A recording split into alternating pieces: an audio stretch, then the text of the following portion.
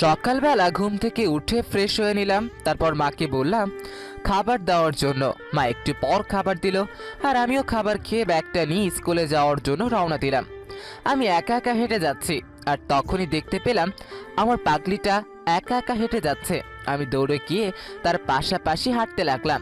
আমি কোনো কথা বলছি না, চুপচাপ তার পাশে হেঁটে যাচ্ছি।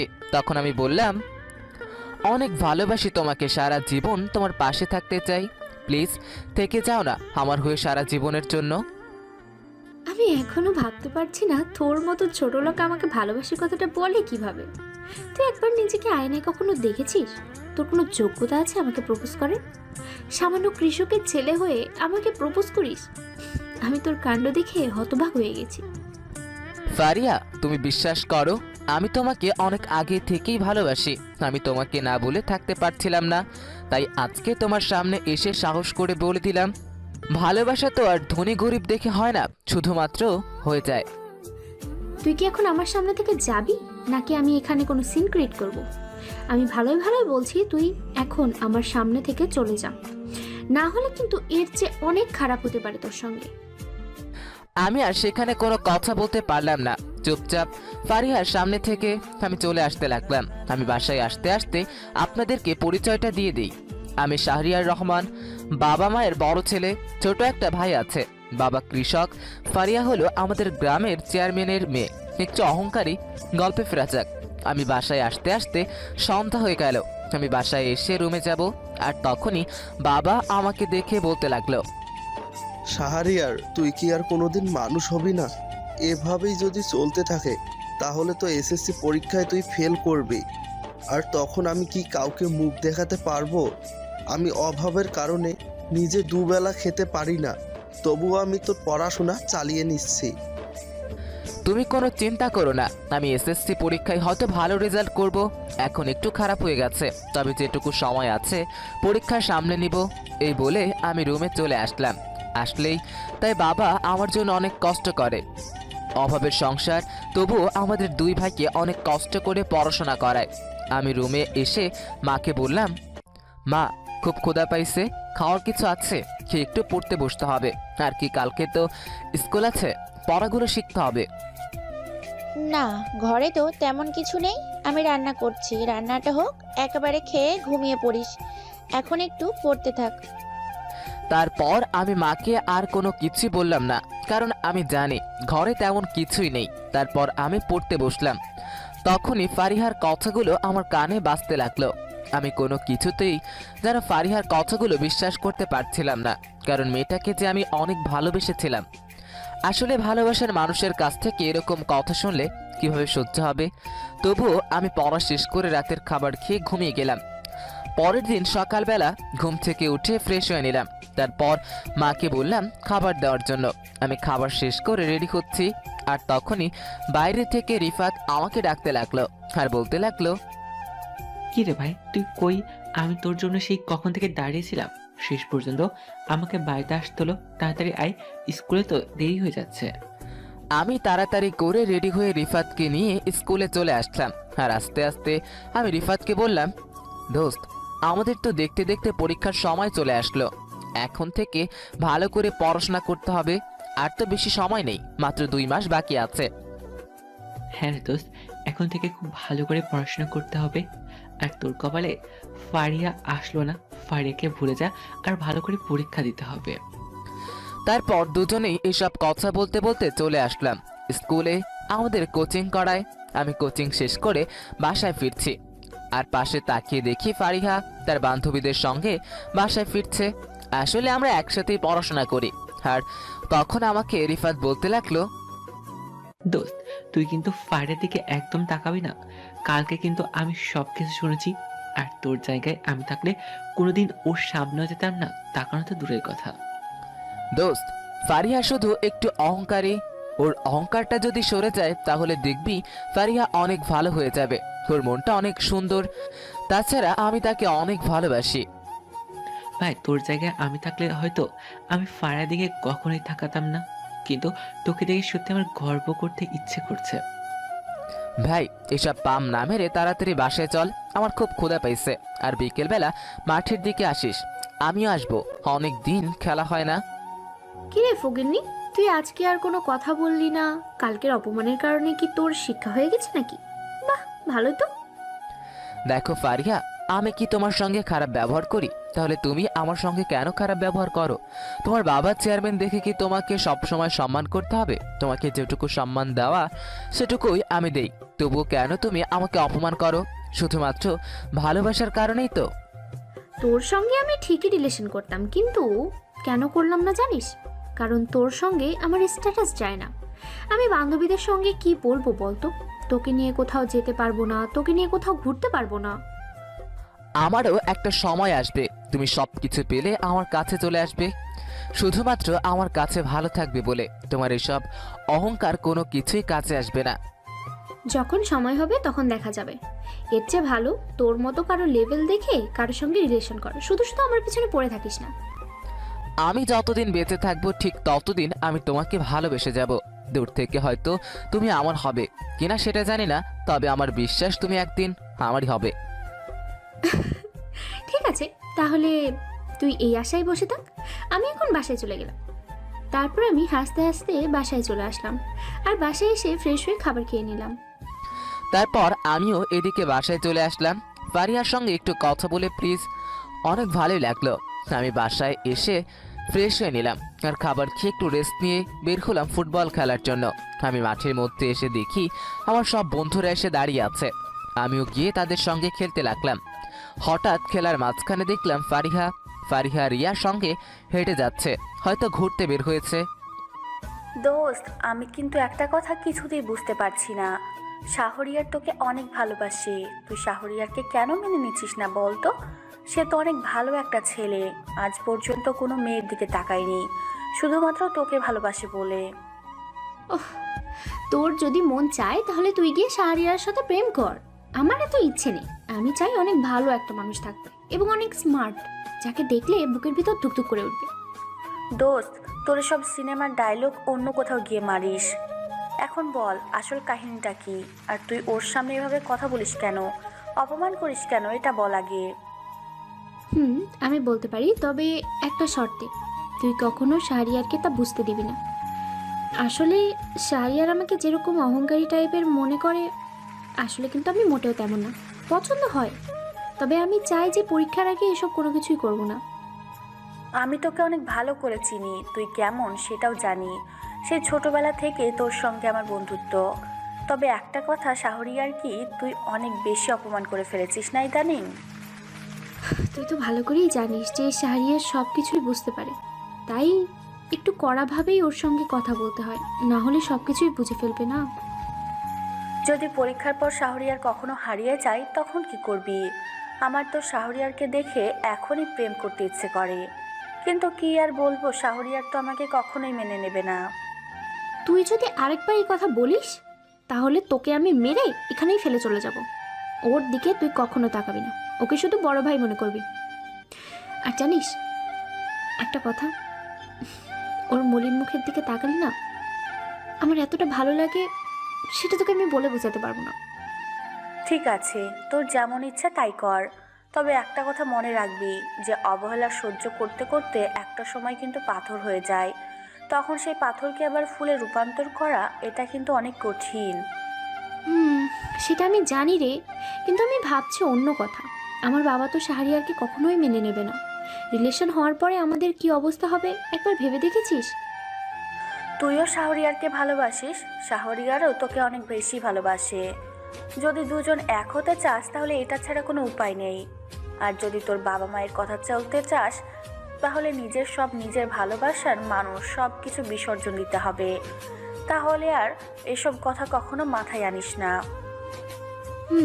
তুই ঠিকই বলেছিস, যা হবার তা তো পরেই দেখা যাবে। এখন বর্তমানটাকে নিয়ে ভাবা যাক, তাই না? চল বাড়িতে ফিরে যাই, সন্ধ্যা হতে চললো, পরে মা বকা দিবে। তারপর আরও কিছুক্ষণ ঘুরে বাসায় ফিরে আসলাম, আর বাসায় ফিরে ফ্রেশ হয়ে চা খেয়ে পড়তে বসলাম।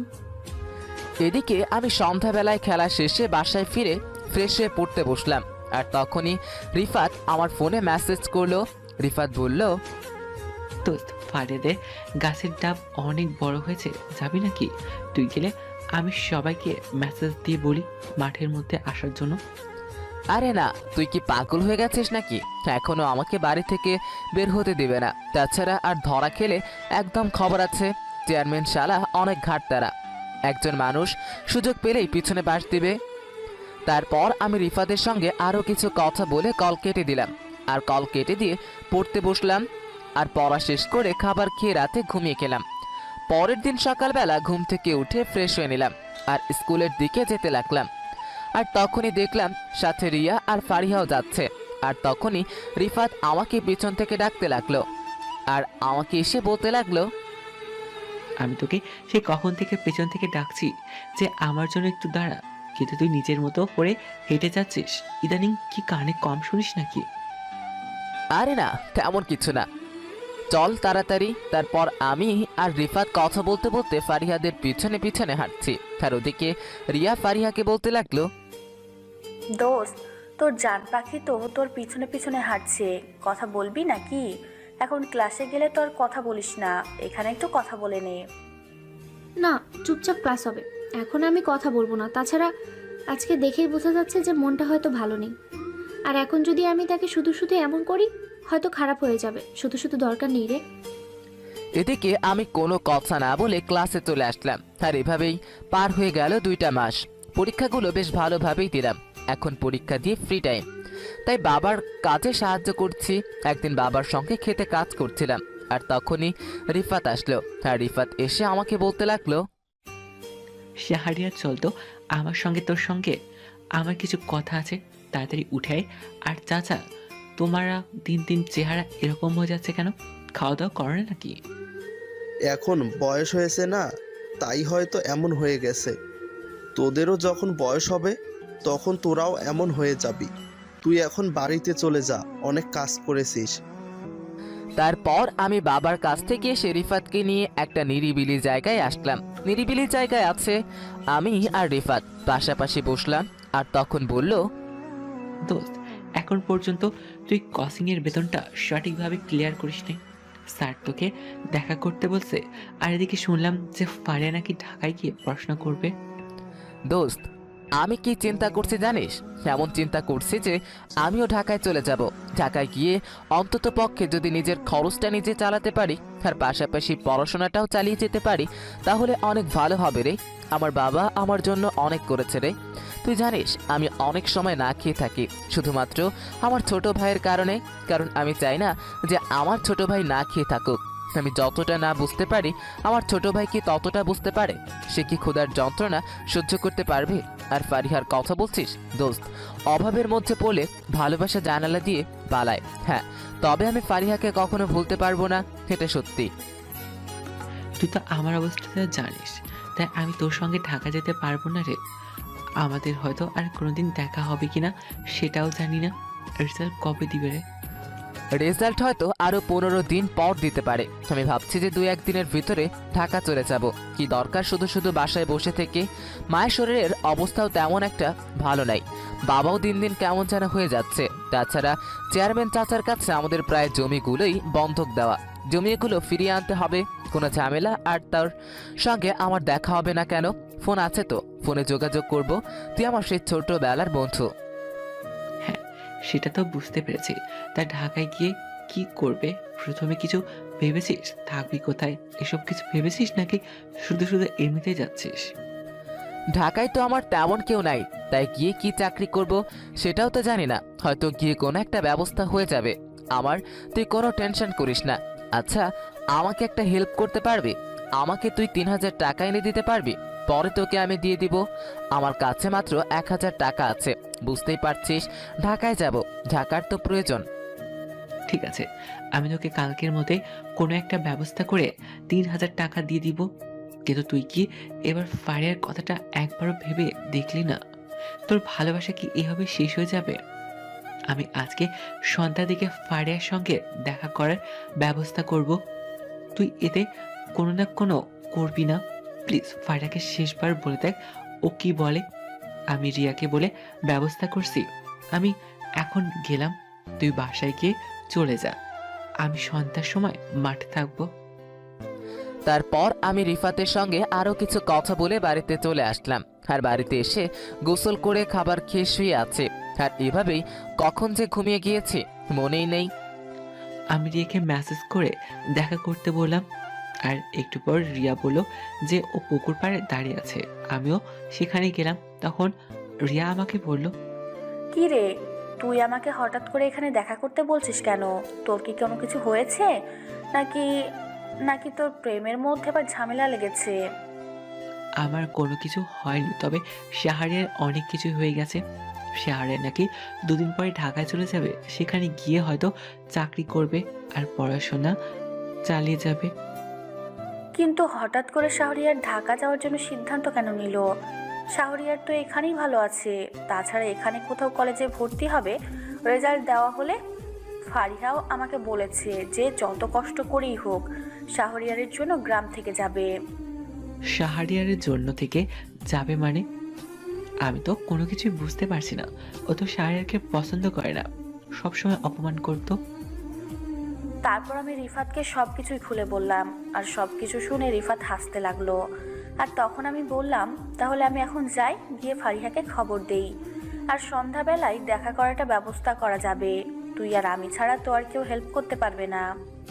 ঠিক আছে, তুই তাহলে যা, আমিও বাসায় গেলাম। আর একটু রাফার সঙ্গে দেখা করার ব্যবস্থা করে দিস। আমারও তো মন চায় আমি আমার প্রিয় মানুষের সঙ্গে কথা বলবো। কেন, তোমাদের তো 24 ঘন্টার মধ্যে প্রায় 20 ঘন্টা কথা হয়, তবুও তোমাদের মন ভরে না? এখন সরাসরি গিয়ে দেখা করতে হবে? সেটা কুত্তা, যাওয়া বাড়িতে যা। তারপর আমি রিয়ার সঙ্গে আরও কিছু কথা বলে বাড়িতে চলে আসলাম। আর বাড়িতে এসে রেস্ট করে আবার এইভাবে সময়টা পার হলো। সন্ধ্যাবেলায় আমি মাঠের মধ্যে এসে শাহরিয়ারকে কল দিলাম। আর শাহরিয়ার কল কেটে দিয়ে আমি বুঝতে বাকি রইল না যে শাহরিয়ার আসছে। এদিকে আমি কল কেটে দিয়ে তাড়াতাড়ি করে মাঠে যেতে লাগলাম। আমি মাঠে এসে দেখি যে রিফাত দাঁড়িয়ে আছে। আর তখন রিফাত আমাকে বলতে লাগলো, শালা আমি দাঁড়িয়ে আছি সেই কখন থেকে, আর তোর এখন আসার সময় হলো, তাই না? চল দোকানে গিয়ে বসি, আগে সব বুঝে তারপর যাব। আর তোর জন্য একটা সারপ্রাইজ আছে, যেটা শুনে তুই নিজেকে আর ধরে রাখতে পারবি না। তারপর আমি আর রিফাত চাচার দোকানে এসে চা খেতে লাগলাম আর অপেক্ষা করতে লাগলাম। জানি ফারিহা আজকেও আমাকে অপমান করবে। এছাড়া তো ফারিহার কাছ থেকে ভালো কিছু আশা করা যায় না। তবুও শেষবার না হয় ফারিহার অপমান সহ্য করে যাই। বেশ অনেকক্ষণ বসে থাকার পর আমি আর রিফাত যেতে লাগলাম। রিফাত আমাকে নিয়ে একটা নিরিবিলি জায়গায় চলে আসলো। আর এখানে এসে দাঁড়িয়ে আছে।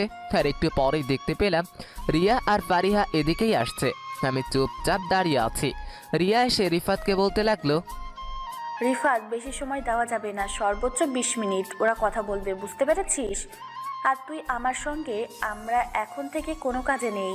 শাহরিয়ার, আমরা খেয়াল রাখছি, তোর কথা বল। তখন রিয়া আর রিফাত একটু দূরে চলে গেল। আর আমি ফারিহাকে বলতে লাগলাম, আমি অনেক আগে থেকেই তোমাকে ভালোবাসি এবং সারা জীবন তোমাকে ভালোবেসে যাব। এতদিন তোমার সঙ্গে যা করেছি শুধুমাত্র ভালোবাসি বলেই করেছি। আমি চলে যাচ্ছি, আর কখনো তোমার সঙ্গে আমার দেখা হবে কিনা সেটা জানি না। তুমি ভালো থাকবে। হয়তো আমার কথা তোমার কোনোদিন মনে হবে না। যদি কখনো মনে হয় তাহলে মনে করবে যে আমি সব সময় ভালোই আছি। জানো, তোমাকে নিয়ে আমি অনেক স্বপ্ন দেখেছিলাম। বিশেষ করে আমি যখন রাতে একে ঘুমাতে যেতাম তখন তোমাকে নিয়ে ভাবতাম। নিজের অজান্তে ভালো লাগতো, আর এখনো ভালো লাগে তোমাকে নিয়ে ভাবতে। কিন্তু ওই যে কথাই আছে না, যে অভাবে পড়লে ভালোবাসা জানালা দিয়ে পালায়।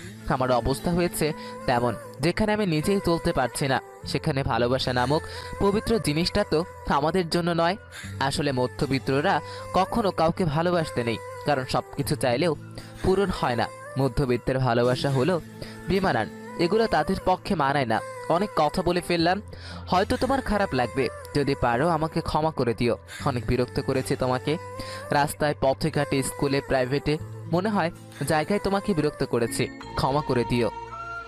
আমি ওর কথাগুলো শুনে কান্না করতে লাগলাম। তারপর নিজেকে সহ্য করতে না পেরেই শাহরিয়ারের গালে একটা থাপ্পড় মারলাম। আর থাপ্পড় মেরে আমি শাহরিয়ারকে শক্ত করে জড়িয়ে ধরে বলতে লাগলাম, তুমি কেন বুঝতে পারছো না? আমিও তো তোমাকে অনেক আগে থেকেই ভালোবাসি। আমি শুধুমাত্র তোমাকে এসব বলতাম যেন তোমার পরীক্ষাটা ভালো হয়। যদি আমি তোমাকে অনেক অনেক আগে থেকেই আমার ভালোবাসার কথাটা বলে দিতাম তাহলে তোমার পরীক্ষাটা এভাবে ভালো হতো না।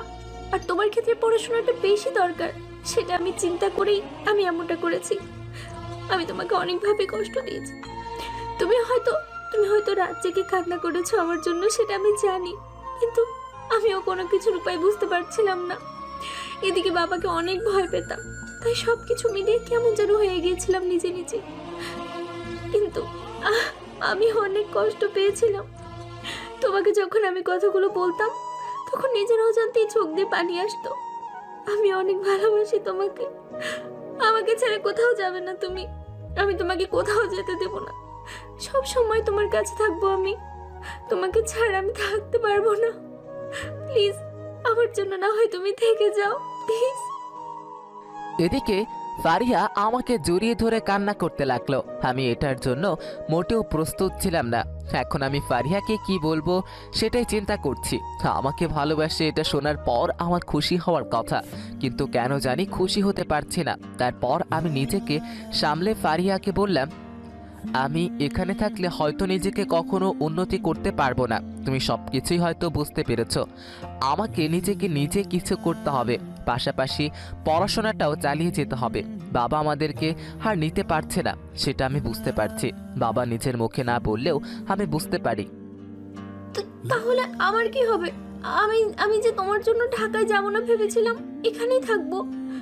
তুমি ঢাকায় কোথায় থাকবে বলো, আমি তোমার সঙ্গে থাকবো, প্লিজ। তো এখন কিছু জানি না। আমি কাউকে সন্ধ্যায় বাসে উঠবো, আর কি ঢাকায় যেতে যেতে তো প্রায় সকাল হয়ে যাবে। সেখানে গিয়ে আগে থাকার জায়গা ম্যানেজ করতে হবে, তারপর কাজ ম্যানেজ করতে হবে, তারপর বাকি সব কিছু। আমি যে তোমাকে বড্ড ভালোবেসে ফেলেছি, আমি আর নিজেকে ধরে রাখতে পারছি না শাহরিয়ার। আমাকে নিয়ে চলো না হলে, আমি তোমার সঙ্গে এখন যেতে রাজি আছি। আমি তোমাকে আমার অনিশ্চিত জীবনের সঙ্গে নিয়ে যেতে পারবো না। আমি জীবনে কখন উন্নতি করতে পারি কিনা সেটাও জানি না। তুমি অনেক ভালো একটা মেয়ে, তোমার বাবা মা তোমার উপর যে আছে, তুমি ভালো কিছু করবে। তুমি কেন আমাকে ভালোবাসতে যাবে? তাহলে তুই কেন আমাকে আগে থেকে ভালোবেসেছিলি? তুই কেন আমার জীবনে প্রথম এসেছিলি? আর এখন নিজে থেকে ভালোবেসে এখন নিজেই দূরে সরে যাচ্ছিস। আমি তোকে ছাড়া থাকতে পারবো না, মরে যাবো তোকে ছাড়া। হ্যাঁ, তখন আমি তোমাকে অনেক ভালোবেসেছিলাম, এখনও আমি তোমাকে ঠিক তেমনটাই ভালোবাসি। কিন্তু আমি তোমাকে আজকে ফিরিয়ে দিয়েছি শুধুমাত্র তোমার ভালোর জন্য। দেখো, আমার অনিশ্চিত জীবনের সঙ্গে তুমি তোমার জীবনটা জড়িয়ে কেন নষ্ট করবে বলো? তার মানে তুমি আমাকে এখনো মন থেকে ক্ষমা করতে পারো নাই, তাই না? তাছাড়া আমি তোমার কাছে ভালো থাকবো, তোমার সঙ্গে আমি রাস্তায় থাকতেও রাজি আছি, তবু আমি তোমায় চাই। ফারিয়া, তুমি একটু প্লিজ আমার কথাটা বুঝতে চেষ্টা করো। তোমার বাবা আমাকে কখনোই মেনে নেবে না, আমি তোমার যোগ্য হতে পারবো না। আমি অনেক সময় না খেয়ে থাকি। তুমি যদি আমার পাশে থাকো তাহলে আমিও তোমার মতো না খেয়েই থাকতে পারবো। তাছাড়া ভালোবাসার মানুষের সঙ্গে থাকতে আর কোনো কিছুর প্রয়োজন হয় না। এই কথা বলেই ফারিহা আমার ঠোঁট জোড়া দখল করে নিল। আমি ফারিহাকে ছাড়ানোর চেষ্টা করছি, কিন্তু কোনো কিছুতেই ফারিহাকে আটকে রাখতে পারছি না। প্রায় 10 মিনিট পর আমাকে ছেড়ে দিল, আর আমি হাঁপাতে লাগলাম। আর তখন ফারিহা আমার পকেট থেকে ফোনটা নিয়ে কি যেন করলো।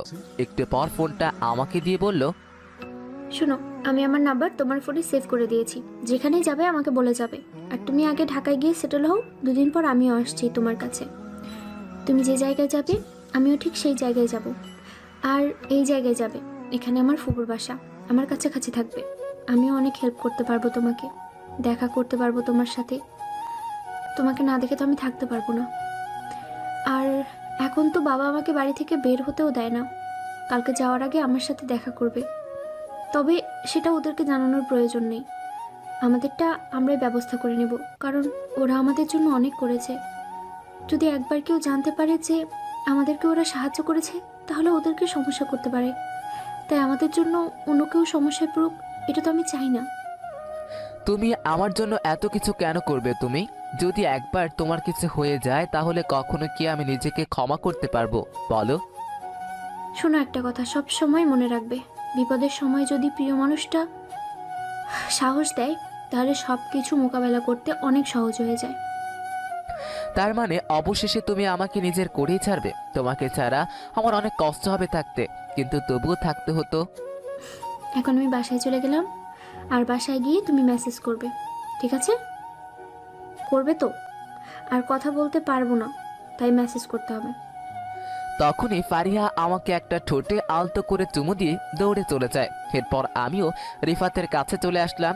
আর তখন আমাকে রিফাত বলতে লাগলো, দোস্ত, তার মানে তোদেরকে এক করে দিতে পারবেন? আর আমার সারপ্রাইজটা তোর কেমন লাগলো বল। এখন তাড়াতাড়ি চল, বাসা যেতে হবে, না হলে বাবা অনেক বকা দেবে। তারপর আমি আর রিফাত মিলে বাড়িতে চলে আসলাম। আর বাড়িতে এসে ফ্রেশ হয়ে রাতের খাবার খেয়ে শুয়ে পড়লাম। আর শুয়ে শুয়ে ফারিহার সঙ্গে মেসেজে কথা বলতে লাগলাম। আর এভাবেই বেশ অনেক সময় পার হয়ে গেল। তারপর কথা বলা শেষে আমি ঘুমিয়ে গেলাম। পরের দিন সকালবেলা ঘুম থেকে উঠে মাকে বললাম, না, আমি আজকে ঢাকায় চলে যাচ্ছি, তুমি বাড়ির দিকে খেয়াল রেখো আর আমাকে নিয়ে কোনো চিন্তা করো না। আমি সেখানে গিয়ে ভালো কিছু করব আর পড়াশোনা করব, তুমি একটু তোমার নিজের দিকে খেয়াল নিও। তোকে ছাড়া বাড়িটা কেমন ফাঁকা ফাঁকা হয়ে যাবে। সেখানে গিয়ে কি করবি, কোথায় থাকবি? কোনো কিছুই তো ঠিক করিসনি। আর আজকে হঠাৎ করে চলে যাবি, কি হয়েছে আমাকে বল তো। মা, তুমি আমাকে নিয়ে শুধু শুধু কেন টেনশন করছো? আর এখানে তো তেমন ভালো কলেজ নেই, তাই না? আর আমার রেজাল্ট দিতে প্রায় এখনো 15 দিন বাকি। আমি ঢাকায় গিয়ে এখন কিছু একটা করতে থাকবো আর চাকরি করার পাশাপাশি পড়াশোনাটাও চালিয়ে যাব। আর এদিকে যদি আমার কিছুটা উন্নতি হয়, তুমি শুধু আমার জন্য দোয়া করো মা। তারপর আমি মাকে অনেক বুঝিয়ে রাজি করালাম আর সবকিছু প্যাকিং করতে লাগলাম। আর এভাবেই সারাটা দিন পার হয়ে গেল। সন্ধ্যাবেলায় রিফাত আমার রুমে আসলো। আর রুমে এসে আমার হাতে 3000 টাকা দিল আর বলল, দোস্ত, আমি এই 3000 টাকার ব্যবস্থা করতে পেরেছিলাম, আরো ব্যবস্থা করার জন্য, কিন্তু পারি নাই। তুই ঢাকায় যা, পরে লাগলে তোকে আবার দেব, চিন্তা করিস না। দোস্ত, তোর মতন বন্ধু যদি সবার থাকতো তাহলে আর জীবনে আর কোনো কষ্ট থাকতো না রে। সত্যি তুই আমার ভালো বন্ধু, তোকে নিয়ে আমার এখন গর্ব করতে ইচ্ছে করছে। আরে বন্ধু, এসব কি বলছিস? এটা তো আমার দায়িত্ব, বন্ধুর জন্য তো বন্ধু, তাই না? বিপদের সময় বন্ধু যদি পাশে না থাকে তাহলে কে পাশে থাকবে বল? তোর বাসের টিকিট তো কাটা হয়ে গেছে, 10টায় বাস। সেখানে গিয়ে পৌঁছে আমাকে ফোন দিয়ে জানাবি, আমি তো তোকে বাস টার্মিনাল পর্যন্ত দিয়ে আসবো। আমি দোস্ত, তুই মা বাবার সঙ্গে কথা বলতে থাক, আমি একটু ফারিহার সঙ্গে দেখা করে আসছি। তো আমাকে মেসেজ দিচ্ছে বারবার। তারপর আমি রিফাতকে বাসায় রেখে আমি ফারিহার সঙ্গে দেখা করতে চলে আসলাম। আর আমি এসে দেখি ফারিহা আগে থেকেই দাঁড়িয়ে আছে। আমাকে দেখি ফারিহা শক্ত করে জড়িয়ে ধরলো আর কান্না করতে লাগলো। আমি ফারিহার মাথায় হাত বুলিয়ে দিতে লাগলাম আর বলতে লাগলাম, এত কান্না করার কি আছে, আমি তো একেবারে চলে যাচ্ছি না। কি আর, আমাদের তো ঢাকায় দেখা হবেই, তাহলে এত কান্না করছো কেন? তুমি জানো না তোমার কান্না যে আমার একটু সহ্য হয় না। প্লিজ আর কান্না করো না, পরে তো তোমার মাথা ব্যথা করবে। আমার সঙ্গে আজকে বাসে সারা রাত কথা বলতে হবে। আর এই নাও 2000 টাকা, এটা তুমি রাখো, আমি এর চেয়ে বেশি জোগাড় করতে পারি নাই। আচ্ছা ঠিক আছে, শোনো, তুমি কিন্তু নিজের দিকে খেয়াল নিবা, আমাকে নিয়ে একদম চিন্তা করবে না তুমি। এখন বাসায় চলে যাও, ইনশাআল্লাহ আমাদের খুব তাড়াতাড়ি দেখা হবে আবার। ঠিক আছে, তুমি কিন্তু সময় মতো খাবার খাবে। আর আমাকে নিয়ে তুমি এতটা টেনশন করবে না, আমি ভালো থাকবো, ঠিক আছে? আর আমার সঙ্গে সব সময় কথা বলতে হবে, না হলে কিন্তু আমি অনেক পাগলামি করব। তারপর আমি ফারিহার কপালে আলতো করে একটা চুমু দিয়ে আরও কিছুক্ষণ থেকে সেখান থেকে ফারিহাকে বিদায় দিয়ে চলে আসলাম। বাড়িতে এসে সব কিছু নিয়ে বাবা মাকে বিদায় দিয়ে আমি আর রিফাত বাস স্টেশনে যেতে লাগলাম। যেতে যেতে রিফাতের সঙ্গে অনেক কথাই হলো। কিছুক্ষণ পর বাস স্টেশনে চলে আসলাম আর সেখানে এসে বাসে উঠে পড়লাম। তারপর রিফাত বলল, দোস্ত, ঢাকায় গিয়ে পৌঁছে আমাকে একটু জানাবি, ঠিক আছে? আর রাস্তায় কোনো সমস্যা হলে ফোন দিস, আশা করি কোনো সমস্যা হবে না, সাবধানে যাবি। দোস্ত, বাবা মা আর একটু রামিমের দিকে খেয়াল রাখিস, আমি ছাড়া তো আর তাদের কেউ রইল না, তুই ওদিকে একটু খেয়াল রাখিস। আর আসি, তুইও সাবধানে যাস। তারপর রিফাতকে বিদায় দিয়ে রিফাত চলে গেল। আর একটু পর বাসও ছেড়ে দিল। বাস তার আপন গতিতে চলতে লাগলো আর আমিও ফারিহার সঙ্গে মেসেজে কথা বলতে লাগলাম। এভাবে সময়টা পার হতে লাগলো। সকাল 5টার দিকে ঢাকায় এসে পৌঁছালাম। নেমে দেখি বড় বড় সাইনবোর্ডে লেখা মহাকালী বাস টার্মিনাল। তারপর সেখান থেকে আমি রিফাতকে কল দিয়ে জানিয়ে দিলাম আর আমিও একটা দোকানে গিয়ে হাত মুখ ধুয়ে চা আর রুটি খেয়ে নিলাম। তারপর হাঁটতে লাগলাম এক অজানা গন্তব্যে। কাকে একটা থাকার প্রয়োজন। আমি যেখানেই যাই সেখানেই আমাকে জিজ্ঞেস করে সাথে কেউ আছে কিনা, কারণ ব্যাচেলার বাসা ভাড়া দেয় না, এটা একটা সমস্যা। তারপর সিদ্ধান্ত নিলাম ম্যাচে ওঠা যাক। তারপর কিছুদিন পর না হয় বাসা নিব। অনেক কষ্ট করে একটা ম্যাচ ম্যানেজ করলাম আর সেখানেই অ্যাডভান্স করে সেখানে উঠে পড়লাম। এভাবে সারাটা দিন পার হয়ে গেল। সন্ধ্যাবেলায় সব কিছু গুছিয়ে বাইরে হাঁটতে বের হলাম। কি করব এখন? হাঁটতে হাঁটতে একটা গ্যারেজের সামনে চলে আসলাম। দেখলাম গ্যারেজটা অটো গ্যারেজ। একটা লোক আর একটা লোকের সঙ্গে কথা বলছে। দেখেছিস, একটাও লোক নেই। এখন আমার গাড়িটা কি বসে থাকবে নাকি? আর গাড়িটা যদি বসে থাকে তাহলে শুধু শুধু বিল দিব না আমি। এখন গাড়িটা যদি কেউ নিয়ে বের হতো তাহলে তো অনেক লাভ হতো, তাই না? কি করা যায় বলতো? কোনো ছেলে নেই যাকে নিয়ে কাজ করাবো? আমি কথা শুনে লোকটার কাছে গেলাম। তারপর গিয়ে আমি ওনাকে বললাম, ভাই আসসালামু আলাইকুম, আপনি যদি কিছু মনে না করেন তাহলে আমি কাজটা করতে চাই। আসলে ঢাকায় নতুন কোনো কাজ পাচ্ছি না তো তাই। তোমাকে দেখে তো ভালো করেই মনে হয়, তবে তুমি কি অটো চালাতে পারো? আর ওই রকম কেউ হলে কিন্তু আগেই বলে রাখছি, কোনো চান্স নেই, সোজা পুলিশে দেব। ভাই আমি অটো চালাতে পারি। আর ভাই আমাকে বিশ্বাস করতে পারেন, আমি আজকেই গ্রাম থেকে এসেছি ঢাকায় কাজের জন্য। কাজের পাশাপাশি পড়াশোনা করব। অনেক দরিদ্র পরিবারের সন্তান আমি। প্লিজ ভাই আমাকে কাজটা দিন। আমি কথা দিচ্ছি আপনি যেভাবে বলবেন আমি সেভাবে করব, আর কোনো সমস্যাও হবে না। ঠিক আছে, তুমি যেহেতু এত করে বলছো তাহলে তোমাকে না হয় কাজটা দেওয়াই যায়। আচ্ছা তাহলে তুমি এখন অটোটা নিয়ে বের হও, যে কয় টাকা পাও পরেরটা পরে দেখা যাবে। তারপর উনি আমাকে আরও কিছু কথা বললেন আর ভালো করে অটোটা চালানো শিখিয়ে দিলেন। আমিও সেখানে আরও কিছু কথা বলে অটো নিয়ে বের হলাম, কিন্তু কোথায় যাব কোনো কিছুই বুঝতে পারছি না। তবুও একটা মোড়ে এসে বসে আছে। আর তখনই একটা লোক আমাকে এসে বলল, এই ছেলে, গেট পার যাবে? গেট পারে একটু সামনে নামবো। কত? আঙ্কেল এখান থেকে গেট পাড়ের ভাড়া যত আছে আপনি আমাকে সেটাই দিন, কোনো সমস্যা নেই। আর আমি এখানে নতুন, তাই রাস্তাটা যেমন করে চিনি না। আপনি একটু চিনিয়ে দিলে আমি আপনাকে নিয়ে যেতে পারবো। ঠিক আছে, চলো তাহলে। এই বলে আমি অটোতে বসলাম আর ছেলেটাকে আমি চিনি চিনি নিয়ে যেতে লাগলাম। ছেলেটাকেও ভালো লাগলো, অনেক সহজ সরল। তারপর আমি লোকটার কথা মতো তার জায়গায় চলে আসলাম। আর লোকটা অটো থেকে নেমে আমাকে 100 টাকা দিল আর আমাকে বলল, এইখান থেকে ভাড়া হলো 50 টাকা। আমি তোমাকে বাকি 50 টাকা খুশি হয়ে দিলাম, তুমি রেখে দাও, কোনো সমস্যা নেই। তোমার ব্যবহার আমার কাছে অনেক ভালো লেগেছে। আসলে মানুষের ব্যবহারই অনেক কিছু। তারপর এভাবে বেশ কয়েকটা ভাড়া পেলাম। আর রাত 10টা পর্যন্ত অটো চালিয়ে আমি সেই গ্যারেজে চলে আসলাম। আর সেই গ্যারেজে এসে লোকটার কাছে গেলাম। লোকটা আমাকে দেখে মুচকি হাসি দিল। আর আমি ওনাকে গিয়ে বললাম, ভাই আমি মোট 575 টাকা ভাড়া মারতে পারছি। আসলে তেমন কিছু চিনি না তো, তাই অনেকগুলো ভাড়া মারতে পারিনি। ঠিক আছে, তোমার ব্যবহারে আমার অনেক ভালো লাগলো। তুমি যদি রোজ এখানে কাজ করতে চাও কোনো সমস্যা নেই, তুমি 2 বেলা গাড়ি চালাতে পারবে। এটা তোমার যে কোনো সময় হতে পারে, সকাল আর বিকাল। মাঝখানে দুপুরে তোমাকে রেস্ট করার জন্য দেওয়া হবে। আর আমাকে 200 টাকা দিয়ে তুমি বাকিটা রেখে দাও। ভাই কিছু মনে না করলে আমি একটা কথা বলি। আসলে আমি এসএসসি রেজাল্টের পর কলেজে ভর্তি হব আর কি, তখন তো ক্লাস করতে হবে। তাই কলেজে ক্লাস শেষ হওয়ার পরে বাকি সময় পর্যন্ত যদি কাজটা করি তাহলে কি চলবে? হ্যাঁ চলবে। তুমি আমাকে প্রতিদিন 250 টাকা করে দিবে।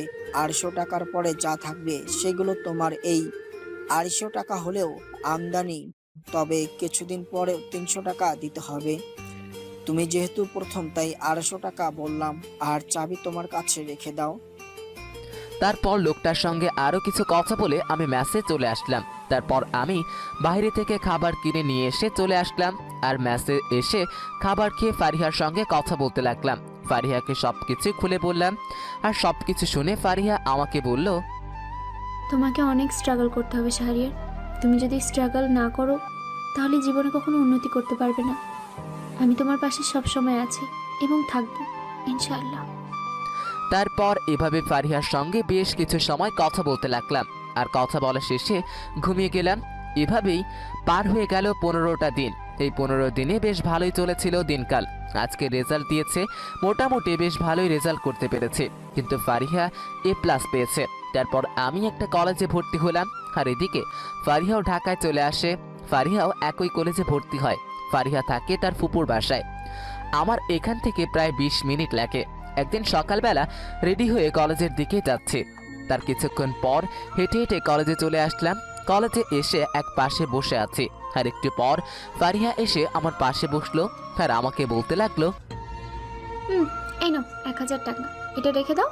আর এখন কিন্তু তোমাকে ভালো করে পড়াশোনা করতে হবে, ভালো একটা জব করতে হবে, আর একটু নিজের দিকে খেয়াল রাখতে পারো না নাকি? তুমি যদি আমার পাশে থাকো তাহলে সবকিছুই সম্ভব হবে। তোমার মতো করে কয়জন এভাবে ভালোবাসতে পারবে? তুমি আমার জন্য সেই গ্রাম ছেড়ে আমার সাথে ভর্তি হয়েছো। এত ভালো রেজাল্ট করা সত্ত্বেও এটা যদি তোমার বাবা জানতে পারে তাহলে কি তোমাকে কি করবে একবার ভেবে দেখেছো? বাবাকে আমি বলেছি যে বাবা, আমার সব বান্ধবীরা এই কলেজে ভর্তি হয়েছে, আর ফুপুকেও ম্যানেজ করে নিয়েছি। আর বাবা যদি জানতে পারে তাহলে তো অনেক ঝামেলা করবে, এটা তো তুমি জানো। আর পরেরটা পরে দেখা যাবে। তুমি যদি ভালো একটা চাকরি করো তাহলে যদি বাবা মেনে নেয় ভালো, আর যদি না হয় তাহলে অন্য রাস্তা দেখতে হবে। তাই বলে আমি তোমাকে ছেড়ে চলে যাব এটা কখনো ভেবো না। আমি জানি তুমি অন্য মেয়েদের মতো না, সেজন্যই আমি তোমাকে এতটা ভালোবেসেছিলাম, আর এখনো ঠিক তেমনইভাবে ভালোবাসি এবং সারা জীবন তোমাকে ভালোবেসে যাব। আমি শুধু তোমাকে এই দুনিয়ায় নয়, পরকালেও তোমাকে চাই। আচ্ছা, এখন চলেন ক্লাসে যাই। আর ক্লাসে তো অনেক মেয়ে, ওদের দিকে তাকাবেন না, তাহলে কিন্তু আপনার এই চোখগুলো না উপড়ে ফেলবো বলে দিলাম। আর এই ড্রেসে কিন্তু আপনাকে অনেক ভালো লাগছে। তারপর আমি আর ফারিহা ক্লাসে চলে গেলাম, আর দুজনে মিলে ক্লাস করতে লাগলাম। কলেজে কিছু বন্ধু বান্ধব হলো আমার। তারপর কলেজ শেষ করে ফারিহাকে বিদায় দিয়ে আমি ম্যাসে চলে আসলাম। ম্যাসে এসে গোসল করে খাবার খেয়ে নিলাম, আর একটু রেস্ট করে বের হলাম অটো চালানোর জন্য। আমি রাত 10টা পর্যন্ত অটো চালিয়ে ভাইকে টাকা দিয়ে ম্যাসে চলে আসলাম, আর ম্যাসে ফারিহাকে কল দিলাম। কিছুক্ষণ পর ফারিহা কল ধরলো, আমাকে বলতে লাগলো, এখন যেহেতু তোমার কাছে টাকা ইনকাম করার একটা ব্যবস্থা হয়েছে, তাহলে এখন আলাদা একটা বাসা নাও।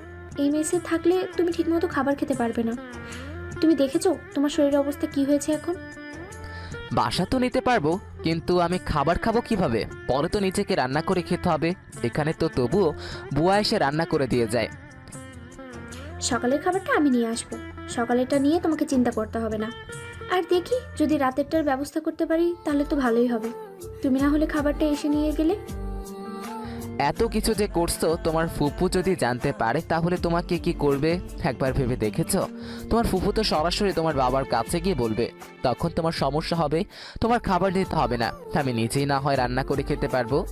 আর এখানে খাবার আমারও ভালো লাগে না, আর এক রুমে 3 জন থাকি তো পড়াশোনাটাও চালিয়ে যেতে পারছি না। তাহলে তুমি কালকে বাসা ঠিক করবে, বুঝতে পেরেছো? আর কালকে গ্রাম থেকে বাবা আমাকে দেখতে আসবে, হয়তো একদিন থাকতে পারে, তারপরে চলে যাবে। অনেকদিন তোমার হাতের মিষ্টি খাওয়া হয় না, তোমার মিষ্টিগুলোকে অনেক মিস করি। কলেজে তো চাইলেও মিষ্টিগুলো খেতে পারবো না। সব কিছুই আপনার, আপনি যখন চাইবেন তখনই মিষ্টিগুলো পাবেন। আর আমারও কি ইচ্ছে করে না আপনাকে মিষ্টি দেওয়ার জন্য? আমি তো মেয়ে, আমি তো লজ্জা পাবই। লজ্জা হলো নারীর ভূষণ। এদিকে যদি আপনিও লজ্জা পান তাহলে কিভাবে কি হবে? আসলে এই প্রথম তো, তাই পরের বার যখন তোমার সঙ্গে প্রেম করব তখন সব কিছু ঠিক হয়ে যাবে। আর কে বলেছে যে নারীদের লজ্জা থাকতে আর বুঝতে লজ্জা থাকতে পারে না? তাহলে কি এখন আমার সঙ্গে ঝগড়া করার ইচ্ছা আছে আপনার? দেখুন, এখন কিন্তু আমি ঝগড়া করতে পারবো না। এখন যদি ঝগড়া করেন তাহলে কিন্তু আপনার খবর আছে বলে দিলাম। এভাবে আমি ফারিহার সঙ্গে কথা বলতে লাগলাম, আর কথা বলা শেষে আমি খাবার খেয়ে পড়তে লাগলাম। রাত 2টা পর্যন্ত পড়ে ঘুমিয়ে গেলাম। পরের দিন সকালবেলা কলেজে চলে আসলাম। কলেজে এসে ক্লাস করতে লাগলাম। এরপর ক্লাস শেষে আমি বাসা খুঁজতে লাগলাম। অনেক খোঁজাখুঁজি করার পর বাসাটা পেয়েও গেলাম। তারপর সব কিছু ব্যবস্থা করলাম। তারপর বেশ কিছুক্ষণ অটো চালিয়ে বিকেলবেলা আমি পার্কে চলে আসলাম। আর কিছুক্ষণ পর আমার মহারানীটা আসলো, আর তখন আমার পাশে বসে আমার উপর হেলান দিয়ে বসে বলতে লাগলো, জানি না আমি কিভাবে থাকতে পারবো, তবে আপনাকে ছাড়া রাতে ঘুমাতে অনেক কষ্ট হয়। ইচ্ছে করে আপনার কাছে চলে আসি। কি করে আসবো বল? এটা কি তোমার গ্রাম পেয়েছো? সরি, কি করে আসবো বলো? এটা কি তোমার গ্রাম পেয়েছো যে চাইলাম আর দেখা করলাম? এখানে যদি তুমি বাসা থেকে আমার কাছে আসার জন্য রওনা দাও, তাহলে রাতটা না হয় জ্যামের মধ্যে কাটিয়ে দেবে। এখন কিন্তু রাগ হচ্ছে আমার পার্সোনাল কথার মধ্যে। তুমি যে কেন ফাজলামিগুলো করো, এটাই তোমার একটা সমস্যা। বিয়ের পরে তোমাকে ইচ্ছা মতো মাইর দিব, দেখো তুমি এখনই দিব। লজ্জা করছে না? একটা মেয়ে হয়ে একটা ছেলের গায়ে হাত দেবে, তার স্বামীকে মারা যায় না, এটা জানো না? তুমি বুঝতে হবে বস আমাদের পায়ের নিচে তোমাদের বেহেশত। তখনই ফারিহা আমার সামনে এসে আমার চুলগুলো নিয়ে টানাটানি করতে লাগলো, আর আমিও ফারিহাকে শক্ত করে জড়িয়ে ধরলাম। তারপর ফারিহার ঠোঁটের কাছাকাছি গিয়ে ফারিহাকে বললাম, কি মহারানী, অনেকবার বেড়ে গেছে আপনার, এখন আসেন। আপনার কত বড় সাহস আমার চুল ধরে টানাটানি করার, তাই না? ছাড়ো, এখানে অনেক লোকজন আছে। আর মায়ের সঙ্গে কথা হয়েছে? আজকে মায়ের সঙ্গে কথা বলো, ফোন দাও। তারপর আমি মাকে কল দিলাম, আর মায়ের সঙ্গে বেশ কিছু সময় কথা বলে কল কেটে দিলাম। আর আমি আর ফারিহা বসে বসে দুজন গল্প করছি আর বাদাম খাচ্ছি। ফারিহা আমাকে খাইয়ে দিচ্ছে। এভাবেই দেখতে দেখতে পার হয়ে গেল 4টা বছর। এই 4 বছরে আমাদের মধ্যে রাগ, অভিমান সবকিছু হয়েছে, কিন্তু দিন শেষে আমরা কখনো কথা না বলে থাকিনি। আজকে আমি ফারিহার জন্যই হয়তো সফল হয়েছে। এখন আমি কোটিপতি ব্যাংকার। অনেক কষ্ট করতে হয়েছে আমাকে, আর সেই কষ্টে আমাকে অনুপ্রেরণা দিয়েছে শুধুমাত্র ফারিহা। এদিকে আমি অফিসে বসে কাজ করছিলাম, আর তখনই ফারিহা আমাকে কল দিল। আমি কলটা রিসিভ করলাম, আর উপাস থেকে ফারিহা আমাকে বলতে লাগলো, শাহরিয়ার বাবা সবকিছু জেনে গেছে। আমি জানি না এখন কি করব। বাবা আমাকে অনেক মেরেছে। আমি তোমার কথা সবকিছুই বলে দিয়েছি, কিন্তু তারা কোনোভাবেই মানতে চাচ্ছে না। তুমি কি আমার কথা বলনি যে আমি ব্যাংকে চাকরি পেয়েছি, আর আমি কিছুদিনের মধ্যে গ্রামে যাব বাবা মাকে নিয়ে আসার জন্য? তার মানে তোমাকে জোর করে গ্রামে নিয়ে যাওয়া হয়েছে শুধুমাত্র এই জন্য, তাই না? কারণ ঢাকায় থাকলে তো আর কিছু করতে পারবে না। আমার বাবাকে আমি সবকিছুই বলেছি, কিন্তু বাবা বলেছে যে তুমি একজন কৃষকের ছেলে, তাই তোমার সঙ্গে বিয়ে দেওয়া যাবে না। তুমি যত বড়ই হও না কেন, আমাকে অন্য কারোর সাথে বিয়ে দিতে চাচ্ছে। যে সময়টা আমাদের অনেক আগেই ফেস করার কথা ছিল, সেই সময়টা এখন ফেস করছি। এই 4টা বছর তোমার সঙ্গে আমি কাটিয়ে দিলাম। এই 4 বছর একবারও তোমার বাবা এরকম করলো না, আর এখন তোমার বাবা জানতে পেরে এসব করছে। আর আমি তো অন্য ছেলেদের মতো বেকার না, এখন আমি যথেষ্ট ভালো সরকারি চাকরি করি, আর তবুও তোমার বাবা মেনে নিচ্ছে না। এটার মধ্যে আরও কোনো সমস্যা আছে, আমাকে সেগুলা বাবার কাছ থেকে জানতে হবে। আর কোনো সমস্যা আছে মানে? আমি তো কোনো কিছুই বুঝতে পারছি না। তুমি প্লিজ তাড়াতাড়ি গ্রামে ফিরে এসো। আমি আর এগুলো নিতে পারছি না।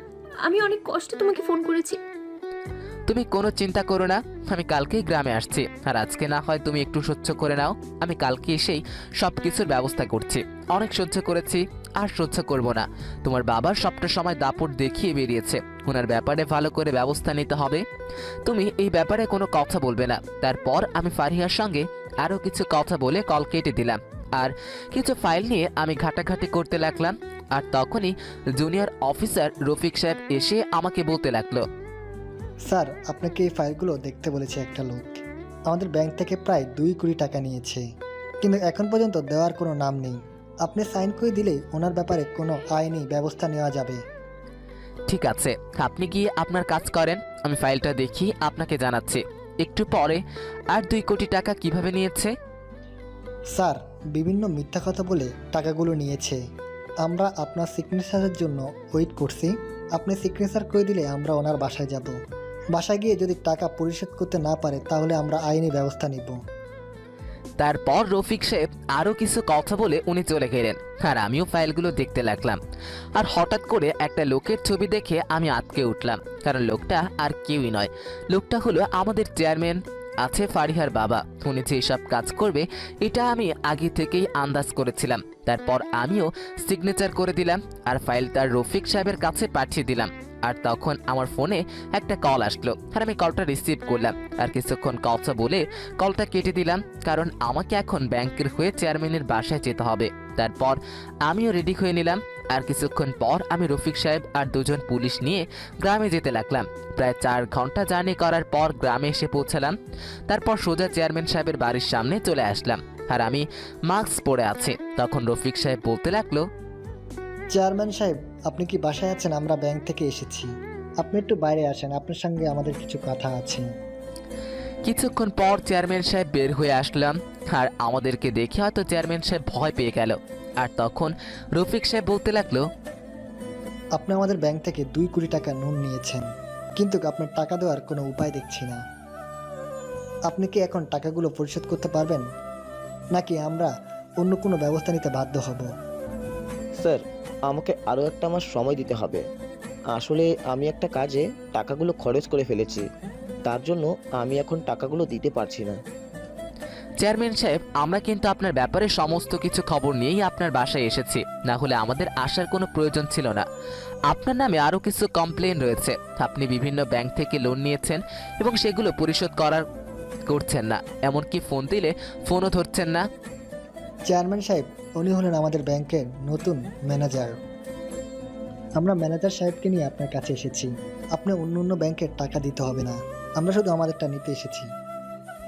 আপনারা এভাবে আমাকে ভয় দেখাতে পারেন না। আপনাদের কোনো অধিকার নেই। আপনি আমার গ্রামে এসে আমাকে এইভাবে ভয় দেখাচ্ছেন? আপনাদের সাহস তো কম না। চেয়েছিলাম আমি আপনার সঙ্গে ভালো ব্যবহার করে টাকাগুলো নিয়ে যাব, কিন্তু আপনি তো আমাদের সঙ্গে বেশ অনেক খারাপ ব্যবহার করছেন। ঠিক আছে, তারপর আমি ফোনটা বের করে আমার সিনিয়র অফিসারকে কল দিলাম। তারপর ওনার সঙ্গে কিছু কথা বলে কল কেটে দিলাম। আর আমি চেয়ারম্যান সাহেবকে বললাম, চেয়ারম্যান সাহেব, আপনার নামে থানায় অনেকগুলো মামলা রয়েছে, আপনি মাদক ব্যবসার সঙ্গে জড়িত আছেন। কমিশনার সাহেব, আপনি একটু দেখান তো ওনার ব্যাপারে কি ধরনের মামলা রয়েছে। তারপর কমিশনার সাহেব নিজের ল্যাপটপে দেখতে লাগলো। আর তখন হঠাৎ করে চেয়ারম্যান সাহেব আমাকে এসে শক্ত করে জড়িয়ে ধরলো। আমি কোনো কিছুই বুঝতে পারলাম না, হঠাৎ চেয়ারম্যান সাহেব আমাকে এভাবে জড়িয়ে ধরলো কেন।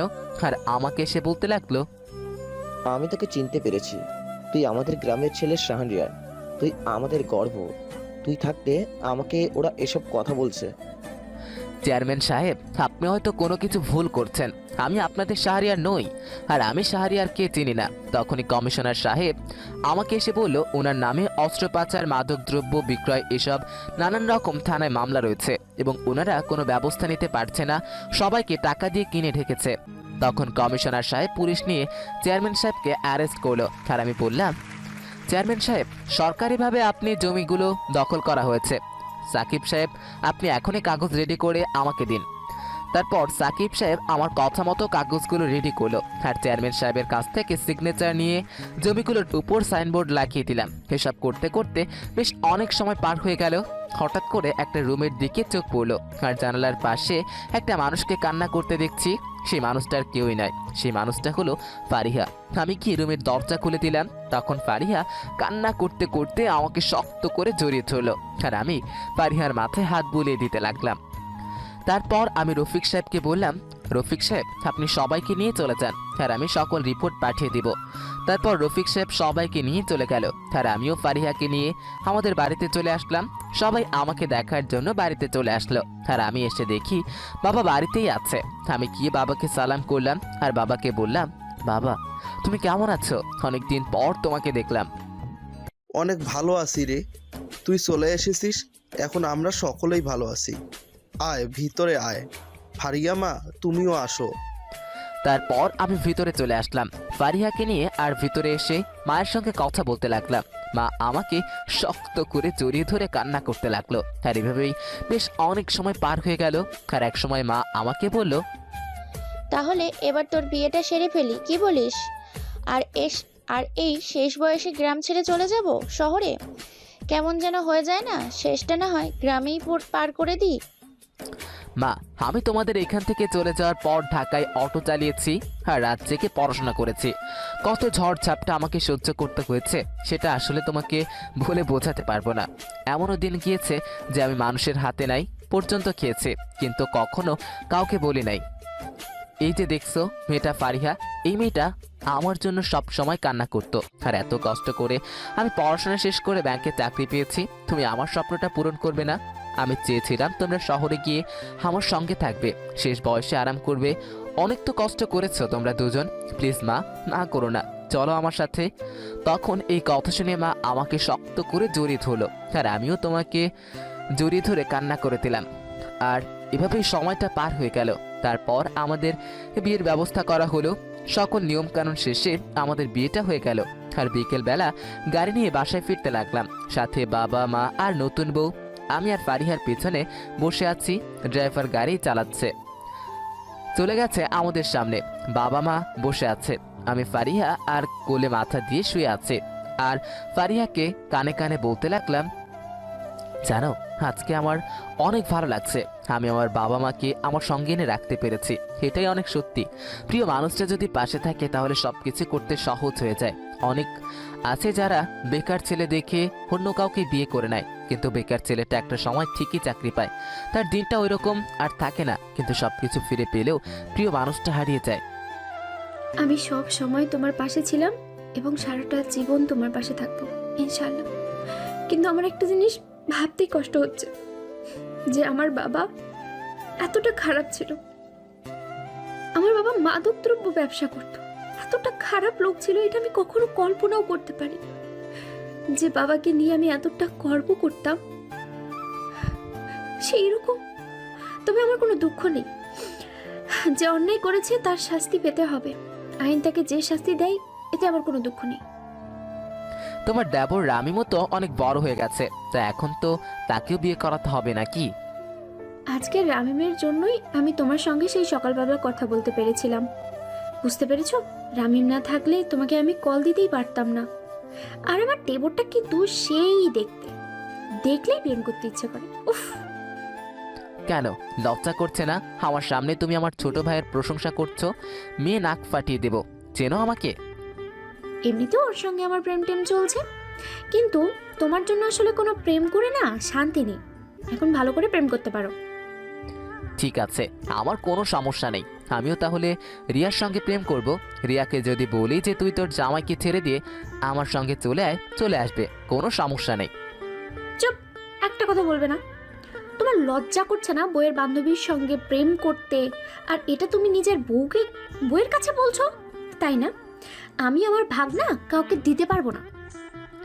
তখনই আমি মুচকি হাসি দিলাম। রামিম সামনে বসে আছে। তারপর এভাবে কথা বলতে বলতে রাত 10টার দিকে বাসায় এসে পৌঁছালাম। তারপর গাড়িটা পার্ক করে সবাইকে নিয়ে ভিতরে গেলাম। আর তখন মা বলল, মাশাল্লাহ, আমার ছেলে এত বড় বাড়ি, আমি অনেক খুশি হয়েছি রে। বিশেষ করে ফারিয়াকে আমার মেয়ে না, এই বাড়িটা আমাকে ব্যাংক থেকে দিয়েছে, আর এটা আমি নিজে বানাইনি, এটা সরকার আমাকে থাকার জন্য দিয়েছে। চলো মা, ভিতরে যাই। আর আমি তুই রুমে গিয়ে ফ্রেশ হয়ে নে। তারপর এভাবেই সময়টা পার হলো। আমি ফ্রেশ হয়ে রুমে এসে শুয়ে পড়লাম। আর একটু পর ফারিয়া আমার জন্য খাবার নিয়ে আসলো, আর খাবার খেয়ে নিয়ে এসে আমাকে খাইয়ে দিতে লাগলো। আমিও ফারিহাকে খাইয়ে দিতে লাগলাম। আর খাওয়া দাওয়া শেষ করে আমি ফারিহাকে জড়িয়ে ধরে শুয়ে পড়লাম। আর তখন ফারিহা আমার কানে কানে বলতে লাগলো, রিয়া বিয়ে করেছে, বিয়ে করে এখন তার একটা সন্তানও হয়ে গেছে, আর আমি সবকিছুতেই দেরি করি। এদিকে রিফাতেরও মনে হয় বিয়ে হয়ে গেছে, সবকিছু কমপ্লিট। কোনো সমস্যা নেই, আমাদেরও হবে। আর আজকে আমি আপনাকে এত আদর করব যে আপনি কিছুদিনের মধ্যেই নতুন অতিথির জন্য প্রস্তুত হয়ে যাবেন। সেটাও তো একটা কথা। আচ্ছা ঠিক আছে, দেখি আপনি আজকে কত রোম্যান্স করতে পারেন। এতদিন তো লজ্জায় লাল হয়ে থাকতেন, এখন কেন আসলেন? এখন যে বাবারা খুব তাড়াতাড়ি শুনতে হবে। তখনই হঠাৎ করে আমার ফোনে একটা কল আসে। আমি ফোনটা হাতে নিয়ে দেখি রিফাত কল দিয়েছে। আমি কলটা রিসিভ করলাম। আর রিফাত ওপাশ থেকে বলতে লাগলো, তো সরি রে, আসলে আমার ছুটি ছিল না, তাই আমি তোদের বিয়েতে থাকতে পারি নাই। বুঝতে পারছিস তো, নতুন চাকরি, বস ছুটি দিতে চায় না, আর তোর ভাবেও প্রেগনেন্ট, সব মিলে ঝামেলার মধ্যে ছিলাম। তোকে আমি সামনে পেলে কি যে করতাম সেটা আমি নিজেও জানি না রে। এখন কি ঢাকায় আসবি নাকি ওখানেই থাকবি কিছুদিন? ট্রান্সফার নিয়ে ঢাকায় আয়, না হলে চাকরি ছেড়ে দে। এটা আমি তোর জন্য অন্য কোনো জায়গায় আবেদন করব। কালকে ট্রান্সফার নিয়ে কথা বলবো, যদি না দেয় তাহলে তো চাকরি ছেড়ে দিতে হবে। আর শুনলাম ফারিয়ার বাবা আমাদের চেয়ারম্যান সাহেব জেলে আছেন, পত্রিকায় প্রকাশিত হয়েছে। যেটা শুনেছিস ঠিক শুনেছিস, আমি সরকারে চাকরি করি। আমাকে উপর থেকে যা নির্দেশ করা হয় আমি সেটাই শুধু পালন করছি। এখানে সাপোজ ধর আমার বাবা মা ভাই থাকতো, তবুও আমার কোনো কিছু করার ক্ষমতা ছিল না। তারপর আমি রিফাতের সাথে আরও কিছু কথা বলে ফারিহাকে শক্ত করে জড়িয়ে ধরে ফারিহার ঠোঁট জোরে দখল করে নিলাম। আর এভাবেই আমি আর ফারিহা হারিয়ে গেলাম এক নতুন রাজ্যে। সকালবেলা ঘুম থেকে উঠে দেখি আমার পাশে নেই। আর কিছুক্ষণ পর ওয়াশরুম থেকে ফারিহা বের হয়ে আসলো। আর আমাকে বলতে লাগলো, এই যে মহারাজ, এখন গিয়ে গোসলটা করে আসে, আপনার জন্য তো নামাজ পড়তে পারলাম না, জোহরের নামাজ থেকে শুরু করতে হবে। দেখতে কিন্তু অনেক সুন্দর লাগছে, ইচ্ছে করছে এখনই তোমাকে অনেক আদর করি। কি মহারানী, এখন কি আদর করতে দিবেন আমাকে? চুপ, একদম চুপ, আর কোনো কথা হবে না। আগে গোসলটা করে আসো, আমি রান্নাঘরে গেলাম। দয়া করে রান্নাঘরে আসবেন না, মা আছে, বুঝতে পেরেছেন? এই বলে ফারিহা চলে গেল। আমি অসহায় দৃষ্টিতে তাকিয়ে রইলাম। আর তারপর আমি ওয়াশরুমে গিয়ে গোসল করে নিলাম। আর গোসল করে আমি বের হয়ে রেডি হয়ে নিলাম অফিসের জন্য। আমি রেডি হয়ে খাবার টেবিলে এসে ফোন টিপছি আর নাস্তার জন্য অপেক্ষা করছি। আমার মানুষটা কখন খাবার নিয়ে আসবে। একটু পর ফারিহা খাবার নিয়ে আসলো, আমিও খেতে লাগলাম। মা সামনে থাকায় ফারিহাকে খাইয়ে দিতে পারলাম না। তারপর খাওয়া দাওয়া শেষ করে আমি অফিসে চলে আসলাম। ফারিহাকে বিদায় দিয়ে এভাবেই অফিসে কাজ করতে করতে সময়টা পার হতে লাগলো। আর দুপুরবেলা পাগলিটা কল দিল, আমি কলটা রিসিভ করলাম। আর উপাস থেকে বলতে লাগলো, আজকে তো তোমাকে দুপুরের খাবার দেওয়ার জন্য আমার মনেই নেই, আসলে রান্না করার সময়ই পাইনি। তুমি তো আমাকে ছাড়তে চাইছিলে না, তাই এমন হয়েছে। কালকে থেকে অফিসে দুপুরের খাবার নিয়ে যাবে। এসব বাইরের খাবার কোনোভাবেই খাওয়া চলবে না, বুঝতে পেরেছো? আচ্ছা ঠিক আছে, প্রতিদিন আদর করব আমি, আপনিও আদর খাওয়ার জন্য তৈরি থাকবেন, ঠিক আছে মহারানী? আর আমার আসতে সন্দেহ হতে পারে। তারপর পাখিটার সঙ্গে কথা বলতে লাগলাম। আর কথা বলা শেষে আবারও কাজ করতে লাগলাম। আর সন্ধ্যাবেলায় হালকা বাজার করে বাসায় ফিরলাম। আর বাসায় এসে ফ্রেশ হয়ে নিলাম। তারপর কফি খেতে খেতে ল্যাপটপে কাজ করতে লাগলাম। আর একটু পর ফারিহা এসে বলল, সবাই তোমার জন্য অপেক্ষা করছে, আর আমি যে সেই কখন থেকে তোমাকে ডেকে চলেছি সেদিকে তো তোমার কোনো খেয়াল নেই। অফিসেও কাজ, বাসায় এসেও কাজ। এত রেগে যাও কেন বউ? আচ্ছা ঠিক আছে, আর কাজ করব না, এখন চলো খাবার খেতে যাই। তারপর খাবার টেবিলে চলে আসলাম। আর এসে বাবা মায়ের সঙ্গে কথা বলতে বলতে খাবার খেয়ে নিলাম। খাবার খেয়ে রুমে চলে আসলাম। রুমে এসে শুয়ে আছি আর অপেক্ষা করছি কখন আমার পাকড়িটা আমার বুকে আসবে। প্রায় অনেকক্ষণ অপেক্ষা করার পর মহারানীর আসার সময় হলো। আমি ফারিহাকে জড়িয়ে ধরে দখল করে নিলাম। ফারিহাও আমাকে রেসপন্স দিতে লাগলো। আমি ফারিহাকে 10 মিনিট পর ছেড়ে দিলাম। তারপর গলায় কিস করতে লাগলাম। ফারিহা চোখ বন্ধ করে আছে। আমি আবারও ফারিহার ঠোঁটজোড়া দখল করে নিলাম। আর এভাবেই হারিয়ে গেলাম দুজনে এক নতুন দুনিয়ায়। ফজরের সময় আমার যখন ঘুম ভাঙলো তখন দেখি ফারিহা আমার বুকে শুয়ে আছে। দুজনের মধ্যে কারো শরীরে কোনো কাপড় নেই। আমি ফারিহাকে কথা দিয়ে জড়িয়ে ধরে আছি। ফারিহার ঠোঁটজোড়া লাল হয়ে আছে। আমি আর লোভ সামলাতে পারলাম না। আমি ফারিহার ঠোঁটজোড়া দখল করে নিলাম। আর একটু পর ফারিহাও রেসপন্স দিতে লাগলো। আর প্রায় অনেকক্ষণ পর ছেড়ে দিলাম। আর ফারিহা লজ্জা পেয়ে আমার বুকে মুখ লুকালো। আমিও শক্ত করে ফারিহাকে জড়িয়ে ধরলাম আর হেসে দিলাম। একটু পর ফারিহা বলল, হ্যাঁ ওঠো, নামাজ আদায় করতে হবে, একটু পরেই ফজরের আজান দিবে, তারপর আবার ঘুমাবে। আজকে রাতে কিন্তু বেশি ভালোবাসা পাইনি। আমি আজকে কালকের তুলনায় ভালোবাসাটা কম হয়ে গেছে। আর একটু বেশি হলে ভালো হতো। কি ভালোবাসা কম হয়ে গেছে? আসলে তোমাকে যদি দিন-রাত 24 ঘন্টাও আদর করা হয় তবুও তোমার মন ভরবে না। এখন আমাকে ছাড়ো, উঠতে হবে। প্লিজ বউ আমার, আর একটু কাছে থাকলে কি হবে বলো? নামাজের তো সময় আছে, তোমাকে জড়িয়ে ধরে ঘুমাতে দাও। আচ্ছা ঠিক আছে, নামাজ আদায় করে আবার শুয়ে থাকবো। তোমাকে ঘুম পাড়িয়ে আমি রান্না করতে যাব, ঠিক আছে? এবার খুশি তো নাকি? তারপর আমি মুচকি হাসি দিয়ে ওয়াশরুমে গিয়ে গোসল করে নিলাম। আর একটু পর ফারিহা গোসল করে বের হলো। দুজনে নামাজ আদায় করে আল্লাহর কাছে শুকরিয়া আদায় করলাম। আর আমি ফারিহার কোলে শুয়ে আছি। ফারিহা আমার মাথায় হাত বুলিয়ে দিচ্ছে। আমার কাছে মনে হচ্ছে এই সময়টা যদি আর শেষ না হতো। তখন ফারিহা বলল, আমি আর জীবনে আল্লাহর কাছে অন্য কিছুই চাই না, আপনার পাশে মৃত্যুর আগ পর্যন্ত থাকতে চাই। শুধু এপারে নয়, পরপারেও তোমাকে চাই আমি। আপনি যে আমার রাগী রোমান্টিক বউ। এই বলে আমি ফারিহার কপালে হালতো করে চুমু দিলাম। আর ফারিহা লজ্জা পেয়ে আমাকে জড়িয়ে ধরলো। আমিও জড়িয়ে ধরলাম। তারপর আমি ফারিহার ঠোঁটজোড়া দখল করে নিলাম। আর প্রায় 10 মিনিট পর ফারিহাকে ছেড়ে দিলাম। আর এভাবেই না হয় চলতে থাকুক আমাদের দুষ্ট মিষ্টি ভালোবাসার গল্পটা। নতুন নতুন গল্প পেতে চ্যানেলটি এখনই সাবস্ক্রাইব করে পাশে থাকবেন। আশা করি। ধন্যবাদ সবাইকে। আল্লাহ হাফেজ।